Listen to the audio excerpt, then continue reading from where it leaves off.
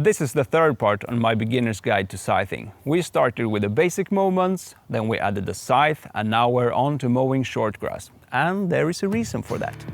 You might want to learn scything to be able to cut taller grass, like on a meadow or in tricky areas around the garden. But starting on your lawn with shorter grass is actually better. Number 1. It forces you to stay close to the ground. In taller grass, it's easy to start lifting the blade during the stroke. But when you are on the lawn, you don't really have that option, or you won't cut any grass. 2. It's usually easier terrain to start practicing on.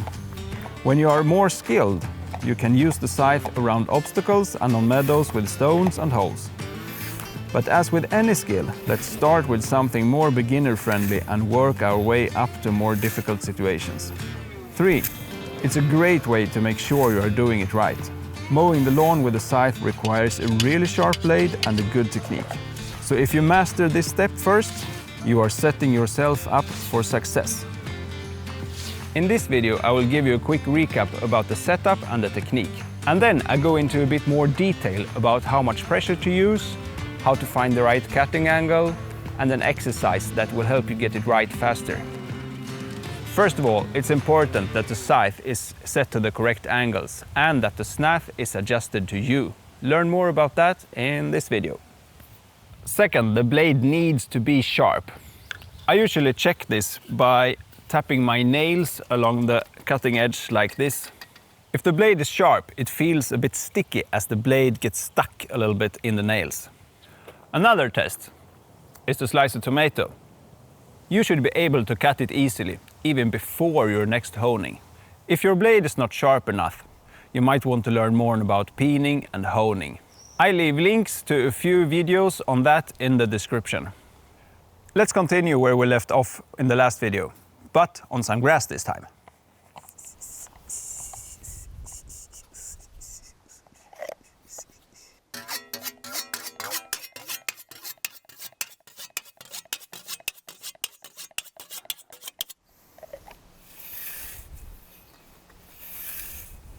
Shift your weight from side to side, knees bent, spine straight. Throw out your arms and use your core and hip rotation to start the stroke.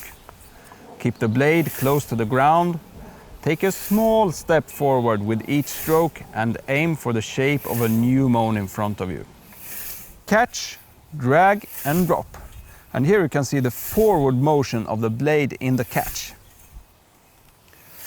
An exercise that will help you get the catch right is pretending being a sewing machine. This will help to prevent you to going back too far, and you will get a more distinct catch, like this.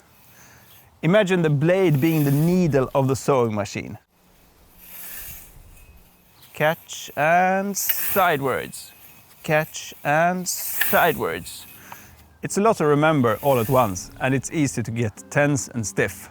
But try to relax and just play around with it. That's how I've learned and developed my skills. It's perfectly fine if not a single straw is cut when you start out. But don't worry, you will get there eventually.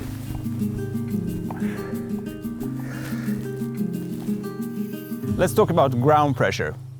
When mowing on short grass, you need to stay in contact with your friend and guide the ground. And you need to apply some pressure.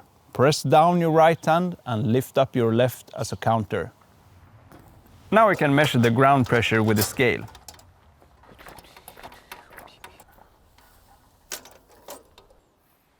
Put the middle of the blade on the scale and push down until it reads 4.5 kilo. Next, put the tip of the blade on the scale and push down until it reads 1.5 kilo. This would be at the end of the stroke.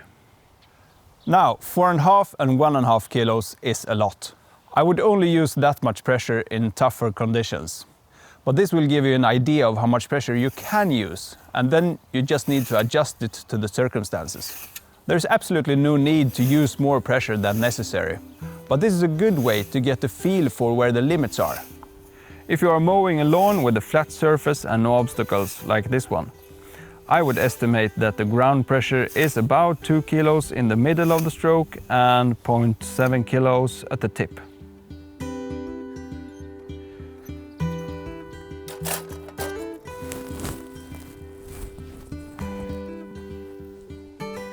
A great help to easily find the best cutting angle through the grass is to have a correct setup of your hafting angle. The hafting angle should be set to your preferred mowing style. The opposite would be to adjust your mowing style to the hafting angle.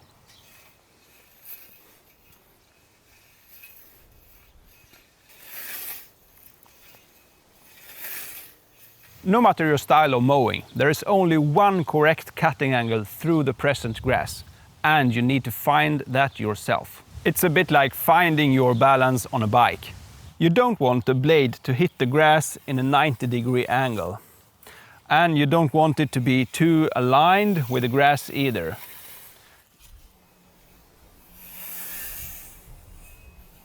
You need to find that sweet spot in between. You can do the fine adjustment of the cutting angle just when you catch the grass. To help you get this right, let me introduce the hub exercise. And we're not mowing right now. This is just an exercise to demonstrate how you can control the cutting angle at the beginning of your stroke.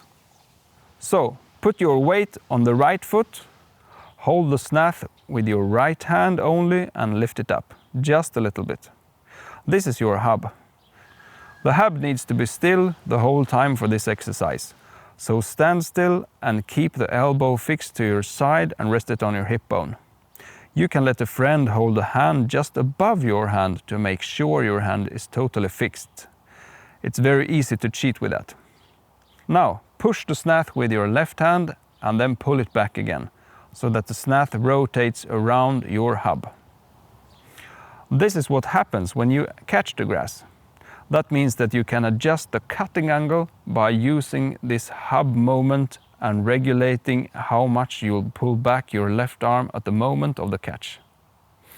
In a normal stroke with the correct hafting angle, I like to feel that I'm pulling back the left arm a little bit in the catch. That also enhances the acceleration. This movement is also very useful when cutting around stones and in narrow places.